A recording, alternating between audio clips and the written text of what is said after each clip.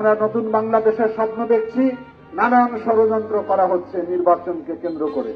আমরা যখনই নির্বাচনের কথা বলি, কিছু কিছু লোক বলে বিএনপি শুধু নির্বাচন চায়, নির্বাচন চায়।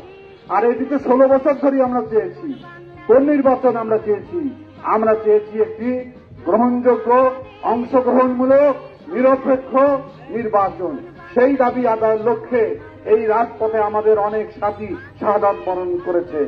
সুতরাং একটি নির্বাচিত সরকার ছাড়া রাষ্ট্র যে সঠিকভাবে পরিচালনা হয় না, তার প্রমাণ 8 মাসে দেখতে পাচ্ছি।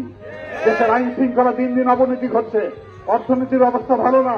সে কারণে জনগণের ম্যান্ডেট ছাড়া কোন রাষ্ট্র পরিচালনা করতে পারে না। আমরা সংস্কার চাই, আমরা সংস্কারের বিপক্ষে নই। আমরাই প্রথম আমাদের চেয়ারম্যান 2023 সালে প্রথম বাংলাদেশে 31 দফা সংস্কারের প্রস্তাব দাখিল করেছে জাতির সামনে। যারা এখন নতুন নতুন সংস্কারের কথা বলেন, তারা তখন কোথায় ছিলেন?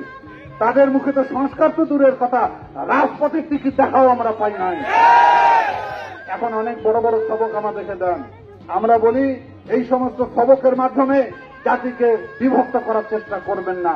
জাতি যদি বিভক্ত হয়ে যায়, ওই পতিত শাসক, পতিত সরকার, পতিত ফ্যাসিবাদী আওয়ামী লীগ মাথা চাপা দেওয়ার সুযোগ পাবে। সুতরাং আমরা ঐক্যবদ্ধ থাকব। জাতি গঠনে দলমত, আমাদের মত তো ভিন্ন থাকতেই পারে, কিন্তু বাংলাদেশের সাথে আমরা সবাই ঐক্যবদ্ধ থাকব। আমি আশা করি অল্প সময়ের ভিতরে রোডম্যাপ দিয়ে জনগণের ভিতরে যে আশঙ্কা, জনগণের ভিতরে নানান প্রশ্ন, সেই প্রশ্নের সমাধান দিবেন এবং একটি নির্বাচিত সরকার আগামী দিনে রাষ্ট্র পরিচালনা করুক, সেটি জনগণের আকাঙ্ক্ষা।